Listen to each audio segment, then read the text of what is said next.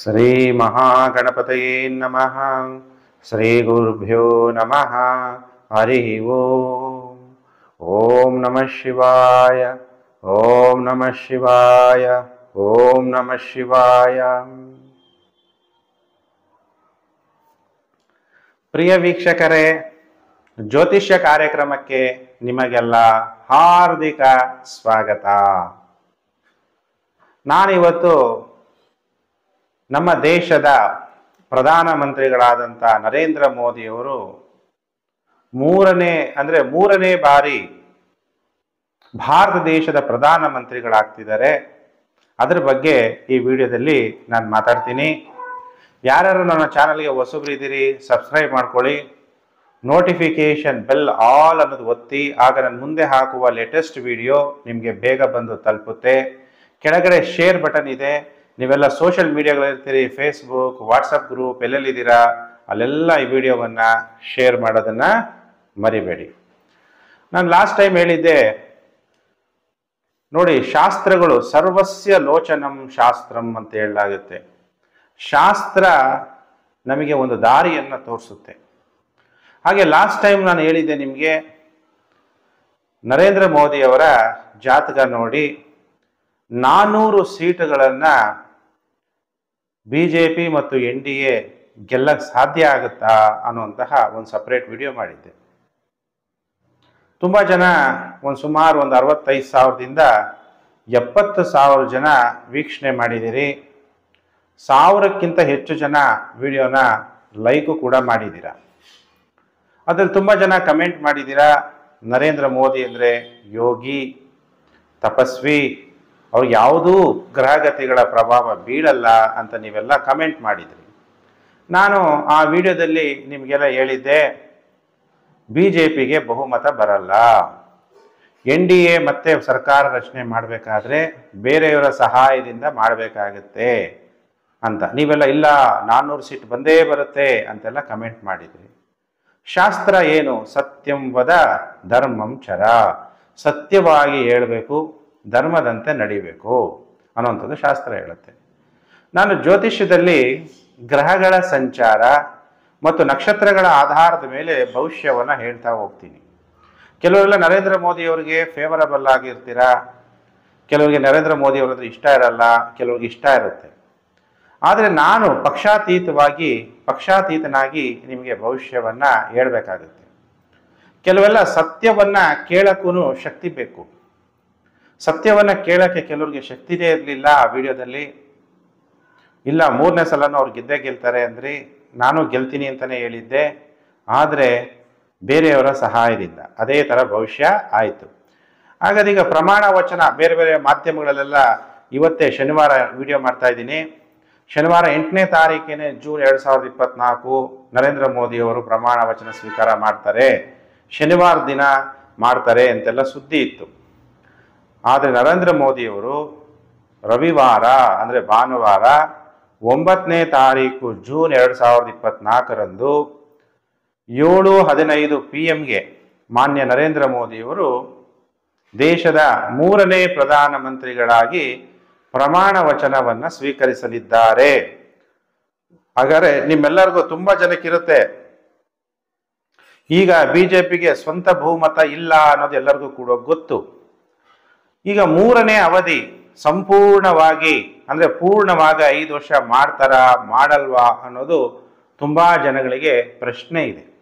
ಆ ಪ್ರಶ್ನೆಗೆ ಜ್ಯೋತಿಷ್ಯ ಶಾಸ್ತ್ರ ಅನುಸಾರ ಮಾನ್ಯ ನರೇಂದ್ರ ಮೋದಿಯವರ ಜಾತಕ ಮತ್ತು ಪ್ರಮಾಣ ವಚನದ ಮುಹೂರ್ತ ಜಾತಕವನ್ನು ನೋಡಿ ನಾನು ನಿಮಗೆ ವಿಶ್ಲೇಷಣೆಯನ್ನು ಮಾಡ್ತೀನಿ. ನಿಮಗೆಲ್ಲ ಗೊತ್ತಿರೋ ಹಾಗೆ ಈಗ 2024 ಲೋಕಸಭೆ ಲೋಕಾದೇಶ ಜನ ಎಲ್ಲ ಓಟ್ ಕೊಟ್ಟಿರೋದು BJPಗೆ 240 ಸೀಟು, TDP ತೆಲುಗು ದೇಶಂ ಪಾರ್ಟಿಗೆ 16 ಅಂದರೆ ಚಂದ್ರಬಾಬು ನಾಯ್ಡು ಅವರ ಪಾರ್ಟಿ, JDU ಅಂದರೆ ನಿತೀಶ್ ಕುಮಾರ್ ಅವರ ಪಾರ್ಟಿಗೆ 12, ಏಕನಾಥ ಶಿಂದೆ ಶಿವಸೇನಾ ಮಹಾರಾಷ್ಟ್ರದವರಿಗೆ 7, ಆಮೇಲೆ ಲೋಕ ಜನಶಕ್ತಿ ಪಾರ್ಟಿ 5. ಈಗೆಲ್ಲ ಒಗ್ಗಟ್ಟಾಗಿ NDA ಅಂದರೆ BJP ಬೇರೆ ಪಕ್ಷಗಳ ಒಗ್ಗಟ್ಟಾಗಿ ಸೇರಿ ಸರ್ಕಾರವನ್ನು ನಡೆಸಬೇಕು. ನಿಮಗೆಲ್ಲ ಗೊತ್ತಿದೆ, ನ್ಯೂಸ್ ಎಲ್ಲ ನೋಡ್ತಾ ಇರ್ತೀರಿ. ನನ್ನ ವೀಕ್ಷಕರೆಲ್ಲ ಭಾಳ ಬುದ್ಧಿವಂತರು, ನಿತೀಶ್ ಕುಮಾರ್ ಮತ್ತು ಚಂದ್ರಬಾಬು ನಾಯ್ಡು ನಾನು NDAದಲ್ಲೇ ಉಳಿತೀವಿ ಅಂತ ಸ್ಪಷ್ಟವಾಗಿ ನ್ಯೂಸಲ್ಲಿ ನೀವು ಕೂಡ ಕೇಳಿದ್ದೀರಾ, ನಾನು ಕೂಡ ಕೇಳಿದ್ದೀನಿ. ಹಾಗಾದ್ರೆ ಈಗ ಮುಹೂರ್ತ ಕುಂಡಲಿ ನೋಡೋಣ. ಜ್ಯೇಷ್ಠ ಮಾಸ, ಶುಕ್ಲ ಪಕ್ಷ, ತೃತೀಯ ತಿಥಿ ಮಧ್ಯಾಹ್ನ 3:46ವರೆಗೂ, ನಂತರ ಚತುರ್ಥ ತಿಥಿ ಆರಂಭ ಆಗುತ್ತೆ. ಇದು ವೃದ್ಧಿ ಯೋಗ. ಈ ದಿನ ಅಂದರೆ ಭಾನುವಾರ 9ನೇ ತಾರೀಕು 8:21ಕ್ಕೆ ಪುನರ್ವಸು ನಕ್ಷತ್ರ ಸಮಾಪ್ತಿಯಾಗಿ ಪುಷ್ಯ ನಕ್ಷತ್ರ ಆರಂಭ ಆಗುತ್ತೆ. ನೋಡಿ ಪ್ರಶ್ನ ಲಗ್ನ ಹೇಗಿದೆ ಅಂದರೆ, ಲಗ್ನ 25 ಡಿಗ್ರಿ 12 ನಿಮಿಷ ವೃಶ್ಚಿಕ ಲಗ್ನ, ಮಕರ ರಾಶಿಯಲ್ಲಿ ಮಾಂದಿ, ಕುಂಭ ರಾಶಿಯಲ್ಲಿ ಶನಿದೇವರು, ಮೀನ ರಾಶಿಯಲ್ಲಿ ರಾಹು, ಮೇಷ ರಾಶಿಯಲ್ಲಿ ಮಂಗಳ, ಗುರು ಬುಧ ಸೂರ್ಯ ಮತ್ತು ಶುಕ್ರ ವೃಷಭ ರಾಶಿಯಲ್ಲಿ, ಚಂದ್ರ ಕರ್ಕಾಟಕ ರಾಶಿಯಲ್ಲಿ, ಕೇತು ಕನ್ಯಾ ರಾಶಿಯಲ್ಲಿ. ಆಮೇಲೆ ನವಾಂಶ ಚಾರ್ಟ್ ಕೂಡ ಹಾಕಿದ್ದೀನಿ. ಕುಂಭ ನವಾಂಶ ಬಂದಿದೆ. ಅಂದರೆ ಈ ಲಗ್ನಕ್ಕೆ 4ನೇ ನವಾಂಶ ಅಂತ ನಾವು ತಗೋಬಹುದು, ಅಥವಾ ಕುಂಭ ನವಾಂಶ ಅಂತ ತಗೋಬಹುದು. ನರೇಂದ್ರ ಮೋದಿಯವರ ಜಾತಕ ಮತ್ತು ಇದನ್ನೆಲ್ಲ ನೋಡಿದಾಗ ಶನಿ ಮಹಾತ್ಮ ಯಾರಿಗೂ ಬಿಟ್ಟಿಲ್ಲ, ನಿಮ್ಗೆಲ್ಲರಿಗೂ ಗೊತ್ತಿರೋ ವಿಷಯ. ದೊಡ್ಡ ರಾಜರುಗಳಾಗಿರ್ಬೋದು, ದೇವಿ ದೇವತೆಗಳನ್ನು ಬಿಡಲ್ಲ.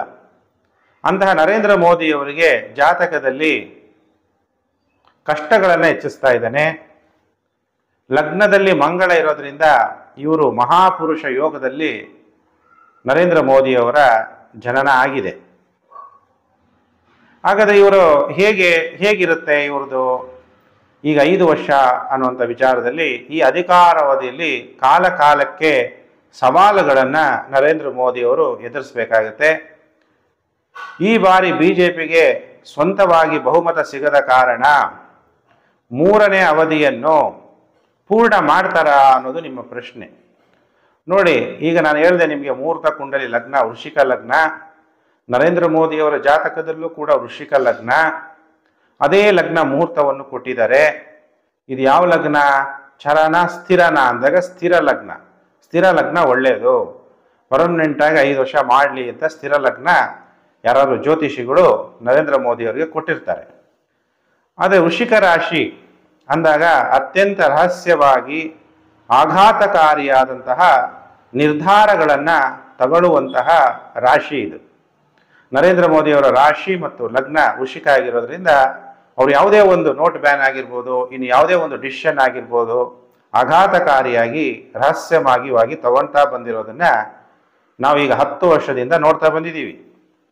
7ನೇ ಅಧಿಪತಿ ವಿರೋಧ ಪಕ್ಷವನ್ನು ಸೂಚಿಸುತ್ತೆ. ಈ ಬಾರಿ 3ನೇ ಮನೆ ಅನ್ನೋದು ಸಣ್ಣ ಮಿತ್ರರು, 11ನೇ ಮನೆ ಅನ್ನೋದನ್ನ ದೊಡ್ಡ ಮಿತ್ರರನ್ನ ತೋರಿಸುತ್ತೆ. 7ನೇ ಮನೆ ವಿರೋಧ ಪಕ್ಷ. ಈ ಬಾರಿ ಮೋದಿ ತಮ್ಮ ಪ್ರಮುಖ ನಿರ್ಧಾರಗಳನ್ನ ತೆಗೆದುಕೊಳ್ಳಲು ಮಾನ್ಯ ಪ್ರಧಾನಮಂತ್ರಿಗಳಿಗೆ ತುಂಬಾ ಅಡೆತಡೆಗಳು ಉಂಟಾಗುವುದು ಕಂಡು ಬರ್ತಾ ಇದೆ. ಲಗ್ನಾಧಿಪತಿ ಮಂಗಳ ವಿವಾದಗಳ ಮನೆ 6ನೇ ಮನೆಯಲ್ಲಿರೋದ್ರಿಂದ ಗೆಲ್ಲಬೇಕು, ಹೋರಾಟ ಮಾಡಬೇಕು ಅಂತ ಇದ್ರೂ ಕೂಡ ಶನಿ ದೃಷ್ಟಿ ಇದೆ.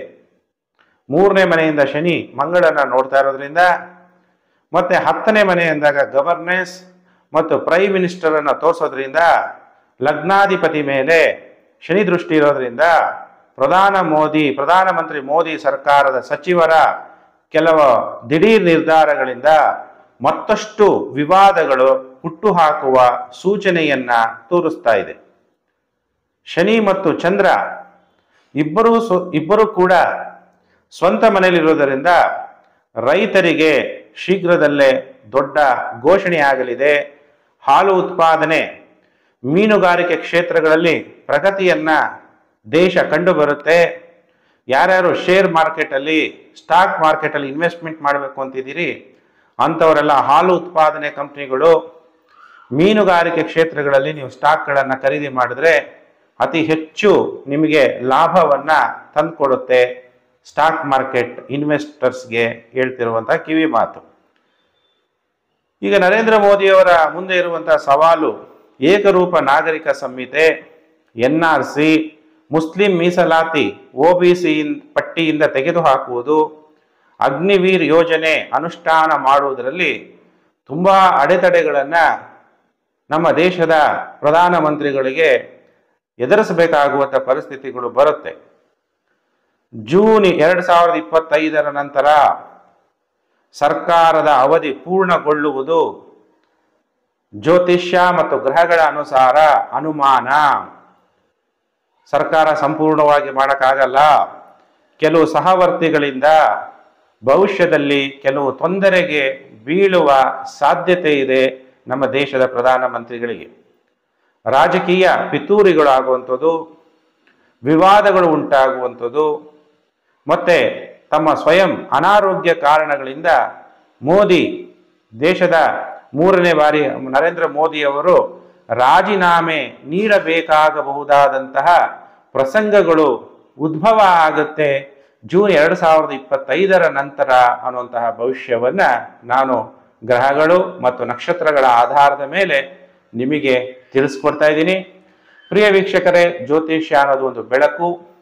ಸತ್ಯಂ ವದ ಧರ್ಮಂ ಚರ, ಸತ್ಯವಾಗಿರಬೇಕು, ಧರ್ಮವನ್ನು ಹೇಳಬೇಕು. ಎಲ್ಲರೂ ಕೂಡ ವಿಡಿಯೋವನ್ನು ಶೇರ್ ಮಾಡಿ. ಸೋಷಿಯಲ್ ಮೀಡಿಯಾಗಳಿರ್ತೀರಿ, Facebook, WhatsApp group, Telegram group, ಎಲ್ಲೆಲ್ಲಿದ್ದೀರಾ ಅಲ್ಲೆಲ್ಲ ವಿಡಿಯೋವನ್ನು ಶೇರ್ ಮಾಡಿ.